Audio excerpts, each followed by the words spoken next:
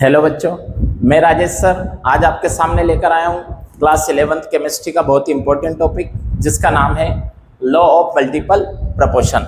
यानी कि आप देखेंगे तो फर्स्ट चैप्टर में हमारे केमिकल कॉम्बिनेशंस के लॉज होते हैं, जिसमें से एक हमारा ये लॉ है, लॉ ऑफ मल्टीपल प्रोपोर्शन।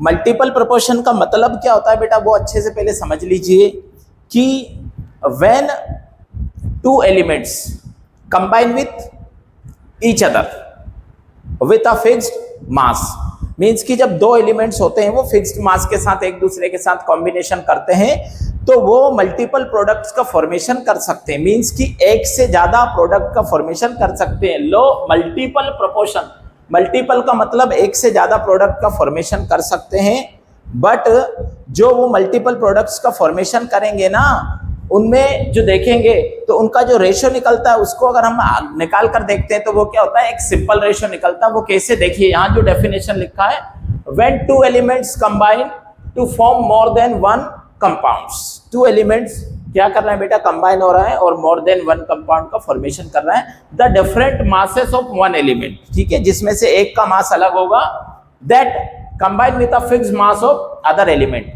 दो एलिमेंट कॉम्बिनेशन करके मल्टीपल प्रोडक्ट बना रहा है जिसमें एक का मास फिक्स रहेगा, दूसरे का डिफरेंट होगा, ठीक है। Other elements bear a simple ratio two one another, वो जो रहेंगे वो एलिमेंट्स क्या रहेंगे, वो एक सिंपल रेशियो में हमेशा रहेंगे।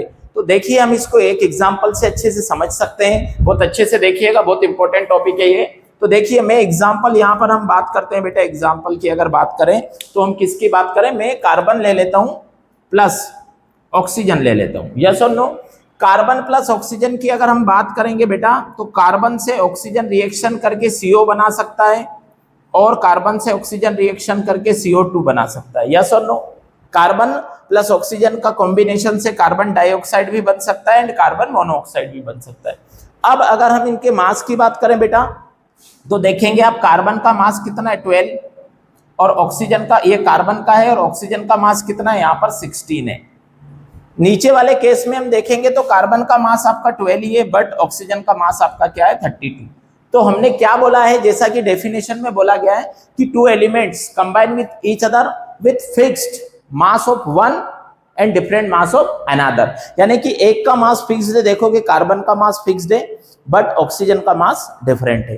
तो इसको तो हम, इससे तो कुछ करना नहीं है, हम इसके मास का अगर रेशियो निकाल कर अगर हम देखेंगे ना, तो ऑक्सीजन, मास ऑफ ऑक्सीजन की अगर मैं बात करूं ना, मास ऑफ ऑक्सीजन, तो क्या है, फर्स्ट वाले एलिमेंट में आपका CO में कितना है, ऑक्सीजन का 16 है, CO2 में आपका कितना है बेटा, 32।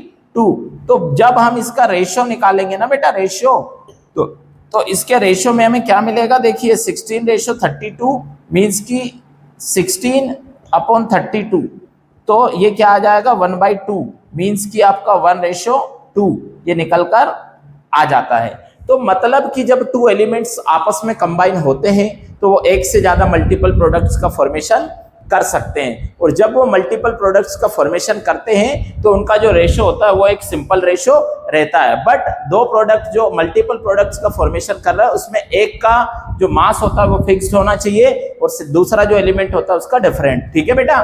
तो ऐसे करके हम लोग लॉ ऑफ मल्टीपल प्रोपोर्शन को समझ सकते हैं। Okay, thank you so much.